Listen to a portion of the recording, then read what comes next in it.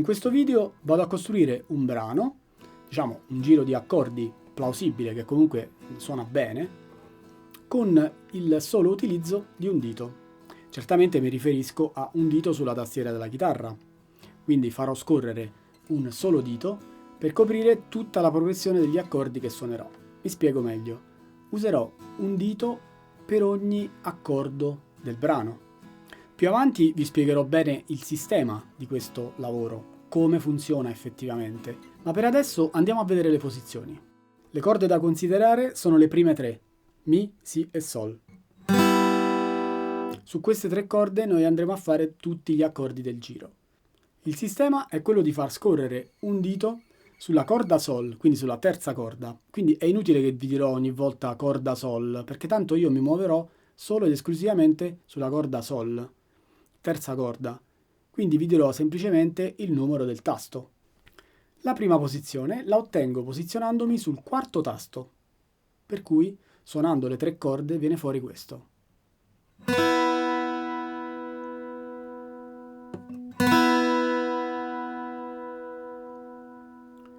La seconda posizione basterà spostare il dito 2 tasti indietro. Viene fuori questa.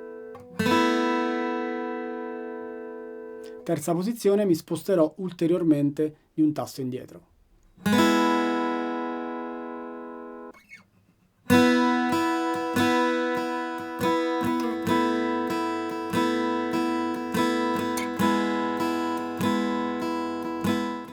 Il tutto lo suoniamo 2 volte, dopodiché ci spostiamo, prima eravamo sul quarto tasto, poi andiamo avanti sul sesto tasto, quindi al termine della seconda volta ci spostiamo sul sesto tasto e la posizione è questa.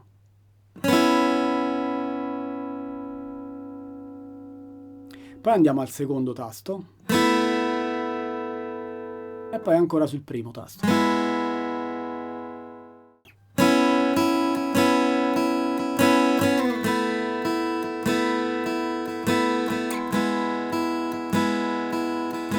Al termine della seconda volta ci spostiamo sull'ottavo tasto.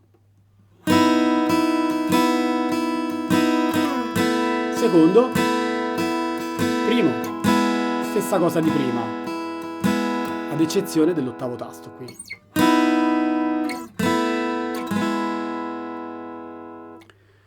Per quanto riguarda la mano destra, come potete notare io cerco sempre un movimento continuo. Tac, tac, tac. E poi vado a colpire le corde in maniera libera, così come mi interessa, come mi viene. Per cui posso fare.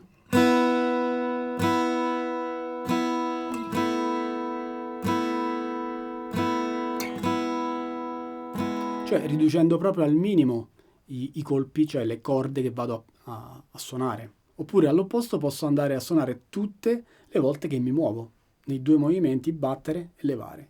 Per cui verrà.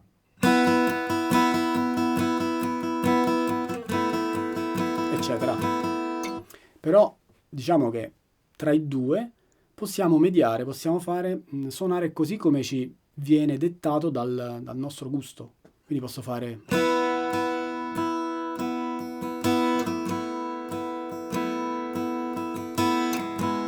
Certamente posso anche cambiare la dinamica di come suono, ovvero posso suonare in maniera più bassa, più tranquilla, quindi pigiando meno sulle corde, oppure l'opposto, andare a spingere un po' di più. Quindi scendere, salire, scendere, salire, salire. Questo certamente ci dà un movimento maggiore del nostro accompagnamento, quindi darà un po' più di incisività. Quindi, riepilogando il tutto, fase numero 1, partiamo dal quarto tasto, secondo, primo, ripetuto 2 volte. Seconda fase, partiamo dal sesto tasto, secondo tasto, primo tasto, ripetuto 2 volte. Terza fase, andiamo a prendere l'ottavo tasto, secondo e primo. Adesso ve lo faccio ascoltare con un accompagnamento di accordi più completo.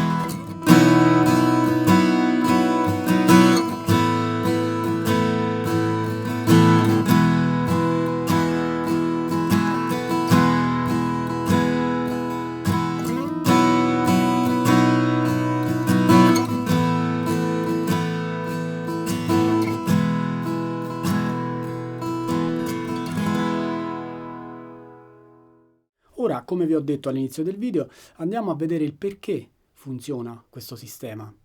Per fare questo devo partire da un accordo che è quello di Mi maggiore. Questo accordo è formato dalle note Mi, Sol diesis e Si. Il Sol diesis lo troviamo in questa posizione qui, ovvero primo tasto della terza corda, Sol, quindi Sol a vuoto, Sol diesis è il primo tasto. Quindi suonando queste tre note ottengo il Mi maggiore. Quindi partendo da questo Sol diesis, se io mi muovo andando avanti sulla corda Sol, mi muovo suonando la scala di Mi maggiore, e vi scrivo in descrizione tutte le note precise e dettagliate, almeno non ci confondiamo, e otterrò questo risultato.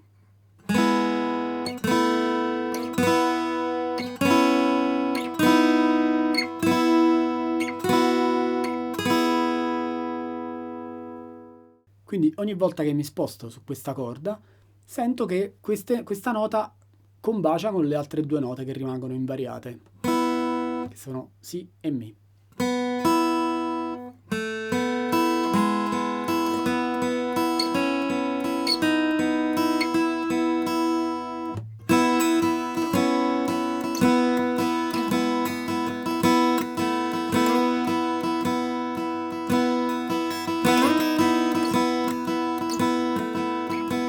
Quindi possiamo sperimentare questo lavoro andando ad alternare tutte le varie posizioni per ottenere queste sonorità così ben armoniche. Come molti di voi sapranno, a me interessa molto cercare di descrivere bene quello che sto suonando, certamente cercando di non appesantire più di tanto il discorso. Per cui qui nella descrizione del video trovate qualche link di altri video che vi spiegheranno come funziona una scala. A proposito, quello che vi consiglio immediatamente di fare è andarvi a vedere come nasce la scala di Mi maggiore per lavorare bene su questo sistema che abbiamo illustrato oggi. Io ancora una volta vi invito a iscrivervi a questo canale, vi saluto e vi do appuntamento al prossimo video. Ciao!